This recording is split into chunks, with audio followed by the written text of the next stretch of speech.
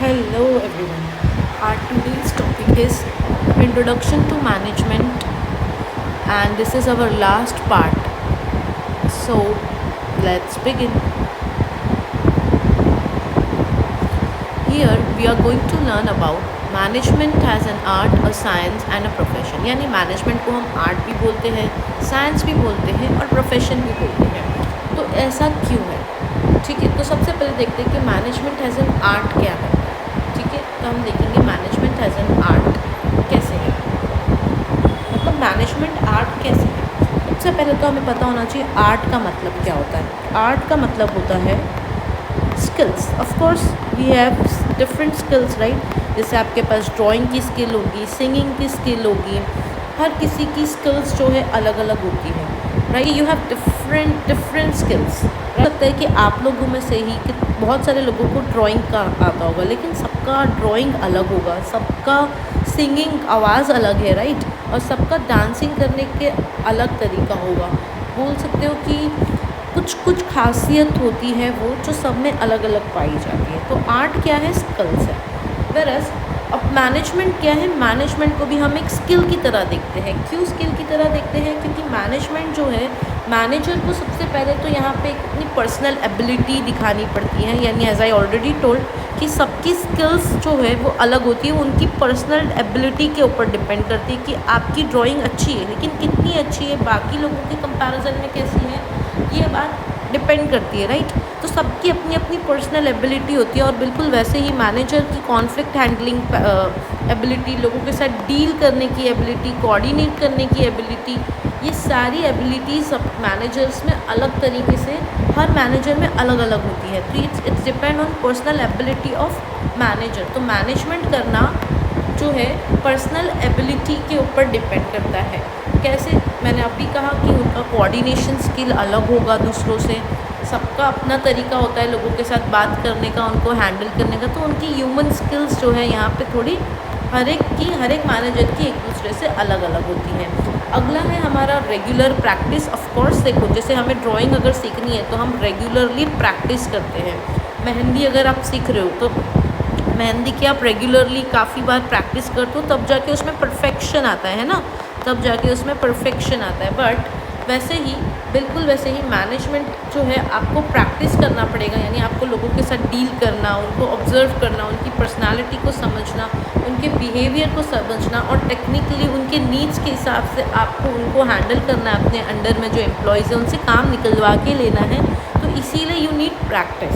So it depends on the management. भी आपको practice करने से ही आएगा। उसके बाद creative. Creativity refers to new idea. Okay, creativity refers to new idea. तो मैनेजर जो है उसके पास नया आइडिया होना चाहिए, यानी उसके पास हमेशा क्रिएटिव होना चाहिए, उसके पास नई चीज़ें आनी चाहिए। समझ में आया आपको?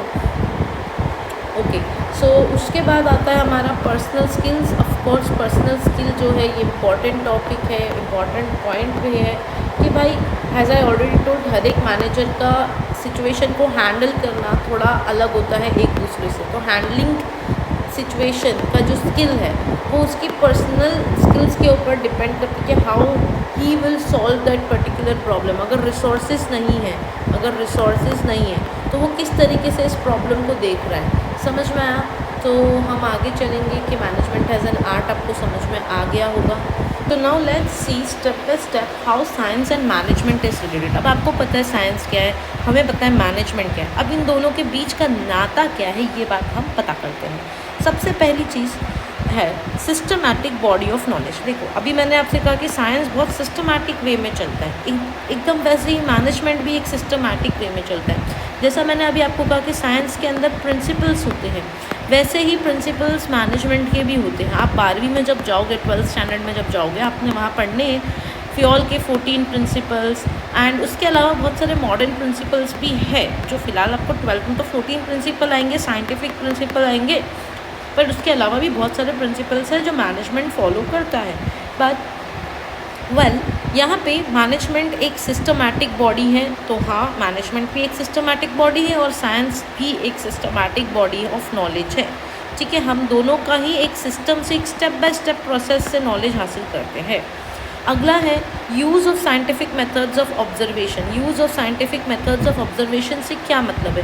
देखो, साइंस कोई भी चीज़ अगर करती है तो वो एक ऑब्जर्वेशन पैटर्न को फॉलो करती है। लेट्स से अगर समझ लीजिए 2 लोग हैं, ठीक है, एक पतला है और दोनों भी बहुत जाड़े जाड़े हैं, समझ लीजिए ऐसे मोटे मोटे गोले गोले लोग हैं। ओके, तो ये जो मोटे मोटे लोग हैं इन्हें करना है वज़न अपना कम, तो दोनों का ही वेट सेम है, मान लेते हैं इसका वेट है 70 और इसका भी वेट है कुछ 70 किलो। तो हमने इन दोनों का वेट को मापना है, माप लिया, अब दोनों को कम करना है वेट। एक समझ लीजिए एक हमारा नॉर्मल तरीके से जाएगा और एक हमारी बनाई हुई स्पेशल दवाई को यूज़ करेगा, ठीक है, ताकि हम ये एक्सपेरिमेंट करें। हम क्या कर रहे हैं? हम एक्सपेरिमेंट कर रहे हैं। हम इस एक्सपेरिमेंट में ये चेक कर रहे हैं कि वेदर जो दवाई हमने बनाई है वेट लॉस के लिए, क्या वो एक्चुअल में इफ़िशिएंट है या नहीं है। सो इसीलिए हमने दोनों को ही वज़न नापा, ठीक है। उसके बाद एक को, इस वाले पर्सन को हमने हमारी बनाई हुई स्पेशल दवाइयाँ दी और इसको हमने प्लेसबो दे दिया, यानी हमने इसको मीठी गोली दे दी, यानी हमने उसको दिया नहीं वो दवाई जो हमें देनी है। नॉर्मल तरीक़ों से कर रहा है और ये हमारी स्पेशल दवाई खा के कर रहा है। अब क्या करेंगे? हम डेली इनका वज़न चेक करेंगे, हम देखेंगे कि कितना इफ़ेक्ट पड़ रहा है, कितने दिन में इफ़ेक्ट पड़ रहा है। हम डेली इनका वज़न चेक करेंगे, डेली इनका रूटीन देखेंगे और हमारा नॉर्मल वाला एक्सरसाइज करके कितना इसका वज़न घटा और हमारी दवाई की वजह से कितना इसका वज़न घटा, ये सारी चीज़ें आप रिकॉर्ड करोगे, राइट। तो जब आप इन सारी चीज़ों को नोट करोगे, that means you are doing observation and once you completed with the observation you will be coming with an conclusion. आपके पास कोई कंक्लूजन आएगा कि हाँ भाई, जो हमने दवाई दी थी क्या वो अच्छी थी, क्या वो इफ़िशिएंट थी, क्या वो अच्छी नहीं थी। ये बात आपको ऑब्जर्वेशन से मालूम हो जाएगी। तो साइंस जो है एक मेथड को फॉलो करता है और ऑब्जर्व करके काम करता है। इन अ सेम वे मैनेजमेंट में भी अगर कोई कॉन्फ्लिक्ट होती है 2 एम्प्लॉयज़ के बीच में, तो उन कॉन्फ्लिक्ट्स को सुलझाने के लिए we need to observe the patterns कि किस तरीके से ये लोग एक दूसरे से कॉन्फ्लिक्ट कर रहे हैं और हम किस तरीके से इन्हें रोक सकते हैं। तो not only conflict is just one example, इन दोनों के बीच में लड़ाई सिर्फ एक एग्जाम्पल। ऐसे बहुत सारे मैटर्स है जिसमें हमने ऑब्जर्व करके मैनेजमेंट के प्रिंसिपल्स के अंदर अल्ट्रेशन किया है। अगला आ जाता है कॉज एंड इफ़ेक्ट रिलेशनशिप। देखो, कॉज का मतलब कुछ आपने किया, उसका आपको नतीजा मिला, है ना। कुछ करोगे तभी तो कुछ मिलेगा, कुछ करोगे तभी तो कुछ मिलेगा, उसे हम कहते हैं कॉज एंड इफ़ेक्ट। यानी अगर आपने आज के डेट में पढ़ाई की, फिर स्टडिंग हार्ड, आपने अभी से 11th से ही ये सोच लिया कि भाई मैं 12th में बोर्ड्स में टॉप करूँगा, तब आपने यहीं से पढ़ाई करना स्टार्ट कर दी, तब जाके आपको बोर्ड का जो इफ़ेक्ट होगा, जो आपका रिज़ल्ट होगा, वो आपको अच्छा और बेहतरीन देखने को मिलेगा। कॉज एंड इफ़ेक्ट का मतलब अभी मैंने कहा आपसे कि भाई हमने क्या किया, कॉज क्या था, हमने 11th में और 12th में दोनों में ही जम के पढ़ाई की और फिर उसके बाद हमारा जो रिज़ल्ट आ, रिज़ल्ट क्या है, हमारा इफ़ेक्ट है, रिज़ल्ट जो है हमारा इफ़ेक्ट है वो बहुत अच्छा आया। तो बिल्कुल मैनेजमेंट में भी हम कॉज एंड इफ़ेक्ट रिलेशनशिप देखते हैं और साइंस में भी कॉज एंड इफ़ेक्ट रिलेशनशिप देखा जाता है। So next is universal capability of principles. Of course ये जो प्रिंसिपल्स है ये यूनिवर्सली एक्सेप्टेबल है। जैसे साइंस का अगर एक केमिकल बनाने का फॉर्मूला किसी एक कंट्री में यूएसए में निकाला गया तो वही फॉर्मूला हर जगह अप्लाई होगा। आप फिर उसे इंडिया में बैठे बैठे अप्लाई करो, दुबई में बैठे बैठे अप्लाई करो, या फिर कोई दूसरी लंदन में बैठे बैठे अप्लाई करो, डजेंट मैटर, आपका फॉर्मूला वही रहेगा, इट वॉन्ट चेंज। समझ में आया? बिल्कुल वैसे ही हमारे जो प्रिंसिपल्स हैं वो मैनेजमेंट के प्रिंसिपल भी यूनिवर्सली एप्लीकेबल है, हर जगह अप्लाई होंगे, बट येस वो सिचुएशनल है। आपके सिचुएशन को देख के आपने उसमें से चीज़ों को अप्लाई करना है, लेकिन हाँ ये यूनिवर्सल यानी सारी दुनिया में एक ही है, एक ही जैसे चलते हैं। आई होप यू अंडरस्टूड कि मैनेजमेंट हैज़ अ साइंस क्या है। आगे चलेंगे कि मैनेजमेंट हैज़ अ प्रोफेशन। ठीक है, management has a profession. Profession का मतलब क्या होता है? आपका ऑक्यूपेशन बोल सकते हो, या आपका ऑक्यूपेशन यानी आपका काम, आप किस काम में हो, आप मैनेजमेंट को अपना काम चूज़ कर सकते हो। जैसे डॉक्टर होता है तो डॉक्टर एक प्रोफेशन है, ठीक है। देखो काम बहुत आसान शब्द बोल दिया मैंने, लेकिन प्रोफेशन का मतलब होता है प्रोफेशनल, जो अपने काम में महारत रखता हो, ठीक है। तो डॉक्टर अपने काम में महारत रखता है, सीए होता है, सीए अपने काम में महारत रखता है, एक सीएस होता है जो अपने काम में महारत रखता है। इन सभी लोगों को हम प्रोफेशन बोलते हैं। अब प्रोफेशन कब होता है? जब आपको एक बहुत बड़ी लंबी चौड़ी पढ़ाई करनी पड़ रही हो, आपके पास एक पर्टिकुलर अथॉरिटी हो जो आपको मेंबरशिप दे रही हो ना। सीए की अपनी एक अथॉरिटी है ICAI, इसकी मेंबरशिप आपको हासिल करनी पड़ती है, और वो हासिल आप करते हो जब आप सीए के एग्ज़ाम्स को क्रैक कर लेते हो। बिल्कुल वैसे ही मैनेजमेंट को भी आप अपना प्रोफेशन बना सकते हो, आप अपना ऑक्यूपेशन और प्रोफेशन में फ़र्क होता है, बट फ़िलहाल मैं उनको सिनोनिम की तरह यूज़ करूँ, बट फ़र्क होता है, हटा इसको। हम मैनेजमेंट को भी अपना प्रोफेशन वैसे ही बना सकते हैं। लेकिन क्या मैनेजमेंट में भी आपको लंबी चौड़ी पढ़ाई करनी पड़ेगी? तो जी हाँ, मैनेजमेंट में भी आपको लंबी चौड़ी पढ़ाई करनी पड़ेगी। उसके बाद आपने उसको प्रैक्टिस करना है, जैसे बाकी सारे प्रोफेशंस उनको प्रैक्टिस करते हैं। देखते एक एक करके क्या है भाई मैनेजमेंट एज अ प्रोफेशन। तो एक फॉर्मल एजुकेशन, जैसा मैंने कहा कि यहाँ पे एक लंबी चौड़ी पढ़ाई होती है। अगर आपको मैनेजमेंट के प्रोफेशन में जाना है तो सबसे पहले 12th करने के बाद आप अपना करियर बनाएंगे BMS लेके, यानी आपने अपना ग्रेजुएशन BMS के अंदर करना है। BMS के बाद आपके पास ऑप्शन आएगा MBA का, तो आप फिर उसके बाद आप MBA करेंगे। देखो जब आप BMS कर रहे होगे तो BMS के सेकेंड ईयर में आपको 3 ऑप्शंस आएंगे कि आपको मार्केटिंग में जाना है, HR में जाना है, कि फाइनेंस में जाना है। आपने जो डिपार्टमेंट चूज़ किया होगा, लाइक मैंने फाइनेंस चूज़ किया था, उसके बाद MBA के अंदर भी आप उस पर्टिकुलर फील्ड को कंटिन्यू करोगे और आपने उसमें मास्टर्स करना है, ठीक है। तो मैनेजमेंट हैज़ अ प्रोफेशन आप देख रहे हो, तो यहाँ पे आपका एक पूरा एक स्ट्रक्चर्ड एजुकेशन है, फॉर्मल एजुकेशन है जो आपको करनी है। उसके बाद आप उसे एज अ इसमें भी ऐसे ही प्रोफेशन होगा। उसके बाद आप मैनेजर की पोजीशन के लिए एलिजिबल हो जाओगे और आप मैनेजमेंट के लिए एलिजिबल हो जाओगे, आपके पास मैनेजमेंट की डिग्री आ जाएगी। समझ में आया?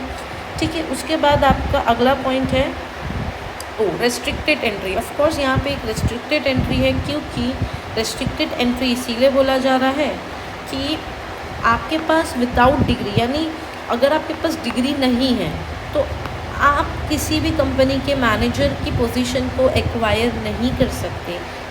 हम मैनेजर की पोजीशन की बात कर रहे हैं, और कोई भी मैनेजमेंट के प्रोफेशन में तब भी आ सकता है जब उसके पास एक प्रॉपर फॉर्मल एजुकेशन उसने उस पर्टिकुलर फील्ड में हासिल किया, ठीक है। उसके बाद आता है आपका रजिस्ट्रेशन। जैसे हर एक प्रोफेशन रजिस्टर होता है, खुद को रजिस्टर करता है। जैसे मैंने कहा ICAI में CA को रजिस्टर होना पड़ता है, ICSI में CS को रजिस्टर होना पड़ता है। ऐसे ही मैनेजमेंट को भी आप जब मैनेजमेंट का प्रोफेशन अपनाते हो तो आपको रजिस्टर होना पड़ेगा। तो कहाँ पे लेना है अपना रजिस्ट्रेशन? उनको करना होगा चेम्बर्स ऑफ कॉमर्स में अपना आपको रजिस्टर, अपना उधर की मेंबरशिप उनको ले लेनी चाहिए ताकि वो उनसे कुछ बेनिफिट्स हासिल कर सके। उसके बाद आता है एक्सपर्टीज़। एक्सपर्टीज़ से क्या मतलब है? एक्सपर्टीज़ ऑफ कोर्स जब आप कोई प्रोफेशन के अंदर हो और अपने प्रोफेशन की जब आप बात करो तो आप उसमें एक्सपर्ट माने जाते हो। जैसे डॉक्टर जो होता है वो अपने इलाज के लिए एक्सपर्टीज़ होता है, वो एक पर्टिकुलर फील्ड में एक्सपर्टीज़ देता है।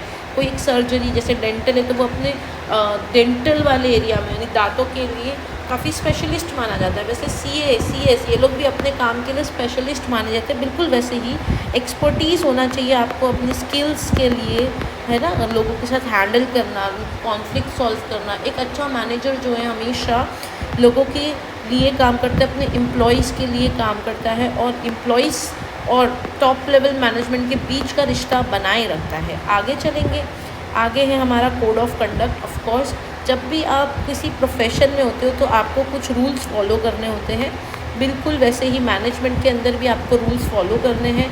वैसे ही CA और CS को भी ICI का जो कोड ऑफ कंडक्ट है, ICSI का जो कोड ऑफ कंडक्ट है, वो दोनों को ही अपने अपने इंस्टीट्यूट का कोड ऑफ कंडक्ट को फॉलो करना होता है। इसी के साथ ये चैप्टर भी हुआ है समाप्त, और थैंक यू, धन्यवाद। हम आते हैं अगले लेक्चर में, मिलेंगे अगले टॉपिक के साथ।